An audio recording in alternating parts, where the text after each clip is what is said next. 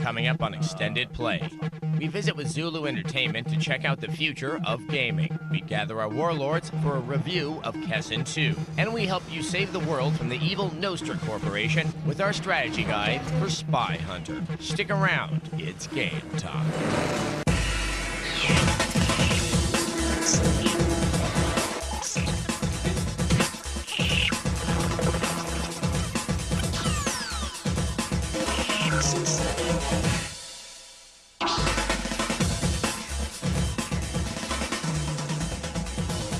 Hello and welcome to Extended Play from Metreon in San Francisco. I'm Adam Sessler. And I'm Kate Patello.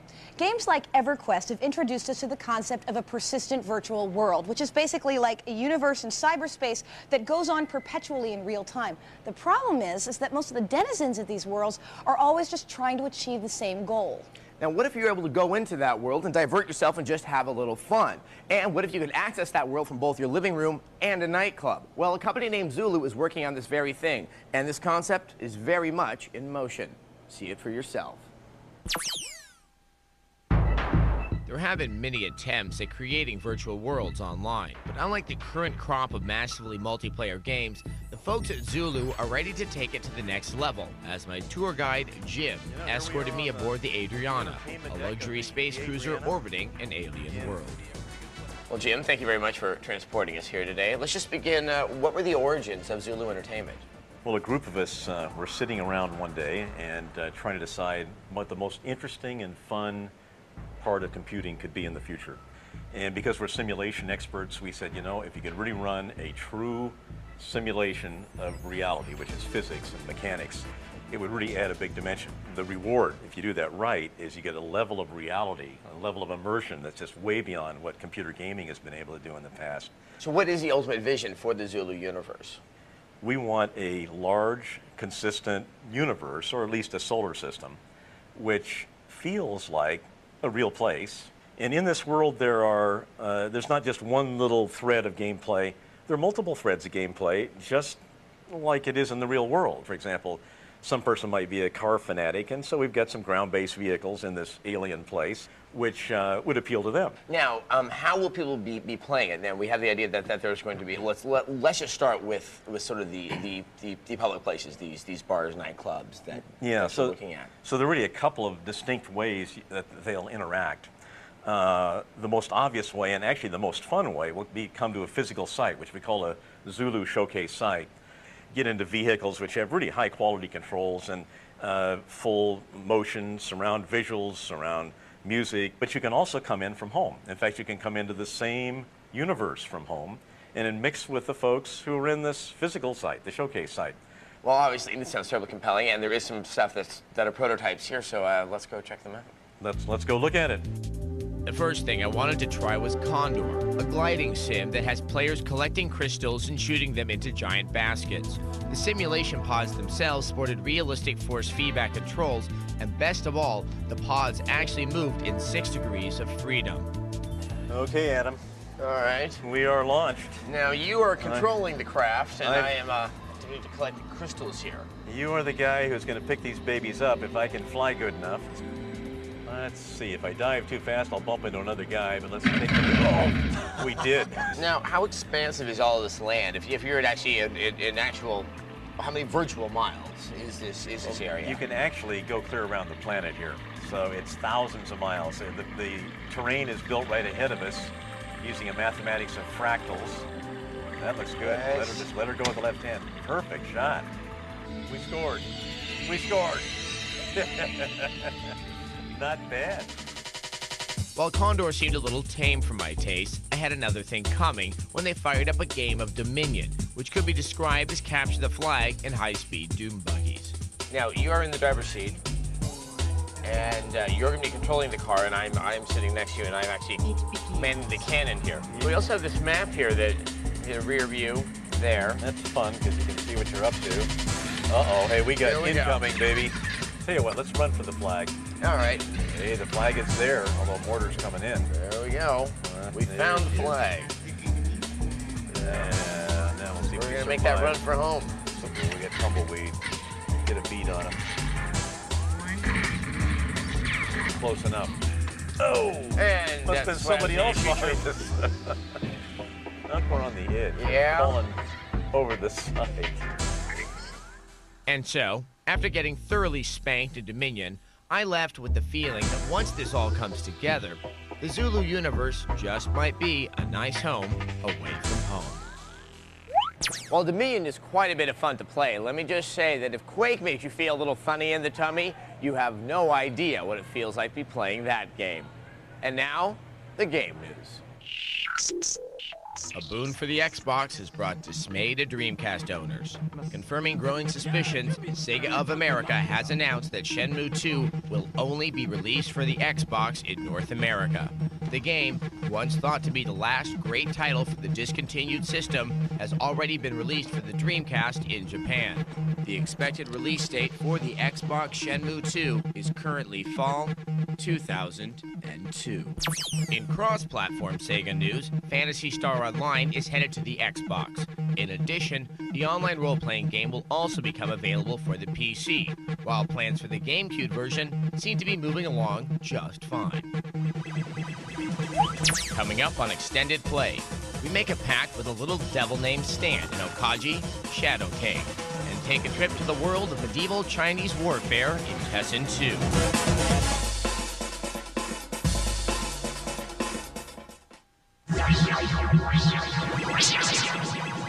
Welcome back to Extended Play. There are lots of classic buddy pairings for games and stories. A boy and his dog, a boy and a girl, and in this case, a boy and a Shadow King. In Japan, this game was released as The Devil and I. Or my favorite translation, Me and Satan King. Okage Shadow King is the story of a boy who makes a deal with the devil to save his sister. And in this case, the devil isn't a particularly bad guy. In fact, he's not even scary.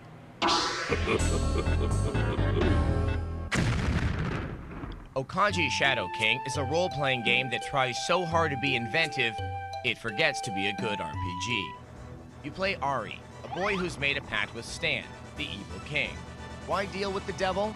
Ari's sister, Annie, was left cursed by a random ghost attack. Stan promises to save her if Ari helps him take over the world. Okage plays like a traditional RPG, and with any traditional RPG, you have a large supply of non-player characters to talk to and borrow from. As you take Ari around, he runs at a smooth rate.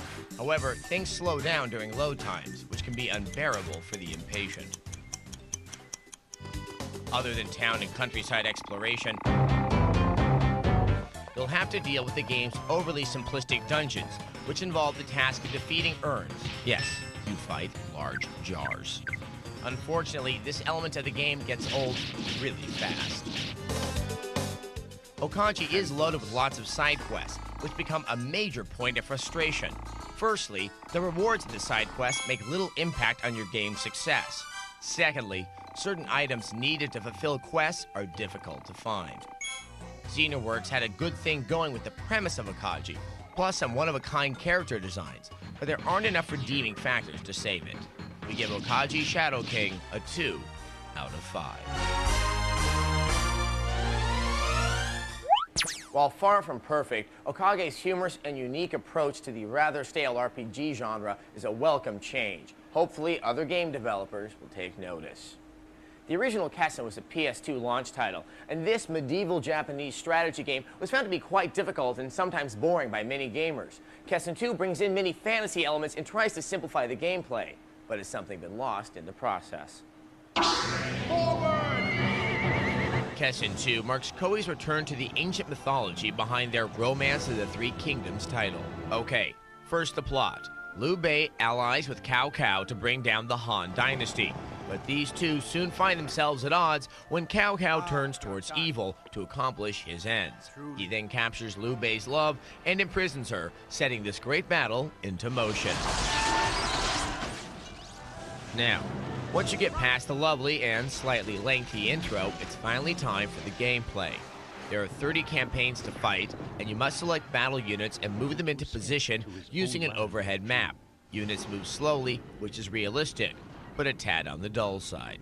When fights break out, you can watch like a bystander, or you can move in close and possess an individual commander. That's where the action begins, letting you fight and maneuver at will. The controls are a bit sluggish, however, and the gameplay mainly consists of mashing the attack button. And there will not be a single knight's peace until we have won the war! Although the dub translation is pretty bad, the music is quite beautiful, orchestral, with an interesting mix of Western classical motifs and eerie Chinese composition. All the units are well rendered, colorful, and the animations pop off the screen. Things look great, as good as any animated film, but that visual impact comes at a gameplay cost. We give it a 3 out of 5. Kessen and Kessen 2 are entirely different titles, so if you have a favorite, drop us a line and let us know. Coming up on Extended Play, we battle with witch doctors to win the favors of a volcano goddess in Ooga Booga. And we have a ball monkeying around with, yeah, you guessed it, Super Monkey Ball for the GameCube.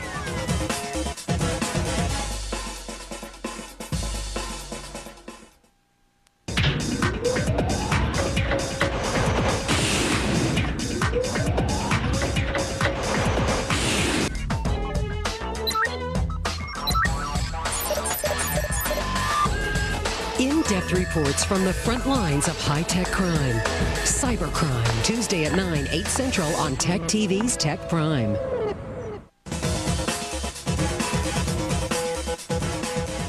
Welcome back to Extended Play. The Dreamcast was the first next-gen console, and what really made it revolutionary at the time was its ability to go online with its built-in modem. We've seen that used to good effect in puzzle games, RPGs, and action titles. And now it's being used for an action puzzle strategy hybrid with a funny name. Here's Ooga Booga. Ooga Booga. Ooga. Booga. Booga Ooga. Like the overcaffeinated and downright loony love child of the Super Smash Bros. And the Bomberman series, Ooga Booga focuses squarely on the mayhem in your multiplayer. In the game, you play a character who competes against up to 3 other Polynesian-ish protagonists to be the one who bashes, bonks, and blows up everyone else the most. The game includes 3 basic modes: the free-for-all deathmatch, Smack-a-Huna; Rodeo, where you gain points by charging into other players on the back of a boar; and Boar Polo, where you and another player ride boars attempting to knock a volcanic rock into a goal. The game controls easily, though boars can present anguish. Graphically, it's slight, but sufficiently cartoonish to keep things screwy. Sound is a winner, with giggle-worthy one-liners and some great taunts. You can't handle the Batman! The single-player game is primarily for training and unlocking items and characters. Here you learn modes and new spells, but it can get trying after a while. Multiplayer is where it works. Handling up to 4 players, the pace and random acts of nuttiness lend themselves to smack-talking with buddies in front of the TV. Shiver me timbers. Online slows the pace down considerably with severe internet connection problems. It also just seems oddly quiet, without someone to make fun of to their face. It may be light on strategy and depth, but Ooga Booga is decidedly fun, with frenetic zaniness on the level of Power Stone. We give it a 4 out of 5. Battling with witch doctors using shrunken heads as weapons is yet again indicative of Sega's creative and oddball game-making skills. Following in that same tradition is Sega's Super Monkey Ball, placing monkeys in balls on floating platforms. It was one of the 3 launch titles for the Japanese GameCube and will be available in America for launch as well. Here's a sneak peek. Let me guess, you've been dying for a game that lets you run around as a monkey trapped in a giant ball, right? Well, my friends, your day is about to arrive. Super Monkey Ball for the GameCube is rolling this way. Your monkey in a bubble adventure starts as you get a feel for the complex controls, the analog stick. Yep, there's just one control to motivate your monkey through the course, grabbing bananas as you go. The game will come with quite a few play modes. In the main mode, you navigate your simian friend through tilting mazes that look like miniature golf courses gone crazy. You can also select from a number of really cool multiplayer games. Monkey Race is a lot like Mario Kart, except you're racing monkeys in balls. Next, you and your friends can move on to Monkey Fight. a mode that gives your monkeys big boxing gloves to knock each other out of the food chain. There's also Monkey Target, that has your monkey fling open his ball in order to take flight. He'll hang glide towards floating targets, and it's not as easy as it looks. The replay value of this game should keep you coming back again and again. Super Monkey Ball will be launching with the GameCube in November. Coming up on Extended Play, Kate helps us capture the flag with an Unreal tutorial. And we help you complete your not-so-impossible missions in Spy Hunter.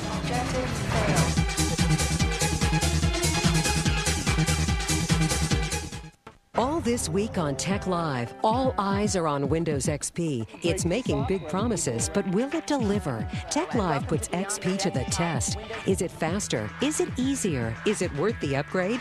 Tech Live shows if Windows XP is right for you. Then, stay with Tech Live all week for continuous updates and live reports from the official release and keynote speech. Windows XP on Tech Live. All this week starting at 9 a.m. 6 Pacific, only on Tech TV. Welcome back to Extended Play from Metreon in San Francisco. Recently, we gave you some map-making tips using the Unreal Editor, and now we'd like to move on to what we call team stuff. Now, there's a lot to pick up here, so you better set those VCRs or pay close attention. You ready? I am. Let's hit it. Hello, and welcome to Kate Simplifies Complicated Multiplayer Map Stuff. Part 2, Team Stuff. Got your number 2s ready? Let's begin. Previously, we discussed how to make a simple deathmatch level by subtracting rooms with a cube brush, adding lights, and player starts. But ask any hardcore peeps and you'll find it's all about the team games. And there's a few more things we're going to need to discuss in order to pull off a good capture the flag map. So again, we're using Unreal Tournament's excellent map-making utility, Unreal Ed. I've already subtracted a few rooms and added my lights and decorations. Now it's time to add the team starts. What we want to do is open up the Actor Class browser, and under Navigation Points, we're going to highlight Player Start. Back in our 3D view, we'll right-click on our floors and add a few player starts to each end of the level. Now herein lies the rub. We have to right-click on all the player starts that we imagine for one team, and then highlight Player Start properties. Now under the category of Player Start, we have to make sure the team number is listed as 0. And of course, we'll do the same for the other end of the level, but this time we'll assign a team number value of 1 for each of the player starts. This way, each team starts in their own base. Now it's time to add flags. Again, we're going to select the Actor Class browser, and under Navigation Point, we're going to highlight Flag Base. Back in our 3D view, we'll then pick up a spot in both bases where we'd like to place the flags and simply right-click on the floor and choose the option, Add Flag Base here. Then we'll have to right-click on our actual flag and like assigning teams. Select the flag-based properties and change the value to reflect the appropriate team. Numbers which will be a 0 or a 1. Then when we save our map after we've done a build, we need to add the prefix CTF- to whatever your map name is so that your map comes up in Unreal Tournament as a Capture the Flag level. And now you're good to go, except if you plan on using bots or CPU-controlled players, at which point there's a couple more things you need to do. Bots need to know where to stand when they're defending the base. So again, in the Actor Class browser under Navigation Point, you'll see what's called an ambush point. Open that up and then highlight Defense Point. Now back in our 3D view, we can right-click on the floor and add the defense points. Neat? The last bit of bot stuff that we need to explain to them is how to get from A to B.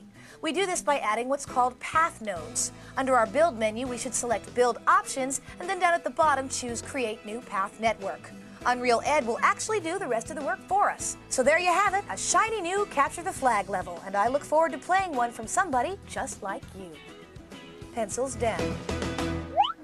Many of you are probably enjoying Midway's updated version of their classic arcade game, Spy Hunter. And despite what they say, you can teach an old spy new tricks.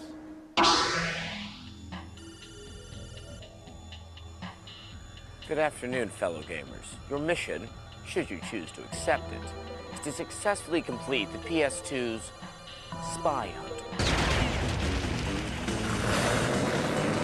This will be no easy task.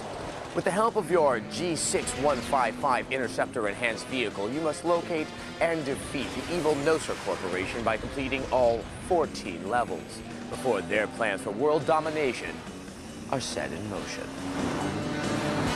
But if you adhere to these classified instructions, you will find yourself with positive results in completing the mission. First, to locate Nostra agents, be on the lookout for the following: the Bullseye, the Mad Bomber, the Attack Heli, the Water Blade, and the Road Lord. Unfortunately, Nostra agents can be found throughout the world, sporting various vehicles and disguises.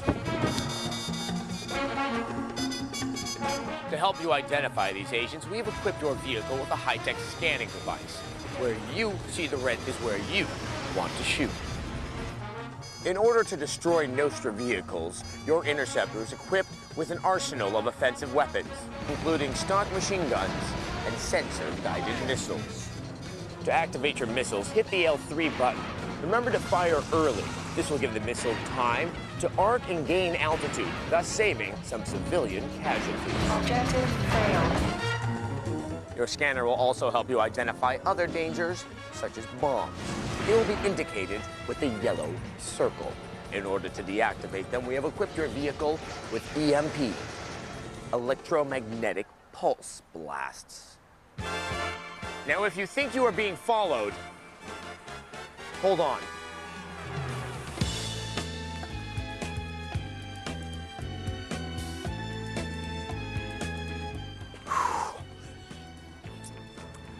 If you think you are being followed, activate the rear view mirror by pressing triangle. If you want to get rid of enemies from behind, we recommend the oil slick, smoke screen, and my favorite, the flamethrower. Most missions will require you to find and activate IES tracking units called SATCOMs. These global tracking units allow us to monitor your activity and replenish your supplies via the weapons van. Many times, these SATCOMs will be in hidden pathways or in the hulls of boats. For example, in Mission 5, the Riviera, there is a hidden pathway on the left after the white path behind some bushes. There's also a SATCOM hidden in the village in this house. Good luck, gamers. This strategy guide will self-destruct in 5 seconds. If you've already mastered the art of hunting spies, remember we have strategy guides at poppin' down at extendedplay.com. Now don't forget to tune in next week for our special horror edition from the Scream Factory at Great America. We're scared already. Oh, yeah, I am. Oh, yeah, me too. I'm quite scared. Yeah. Well, that's it for our show this week.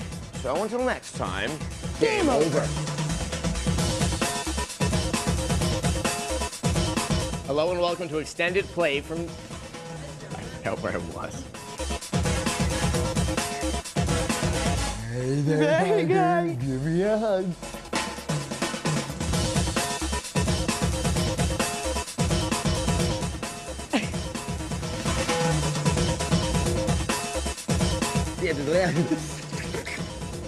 Suck it up, man.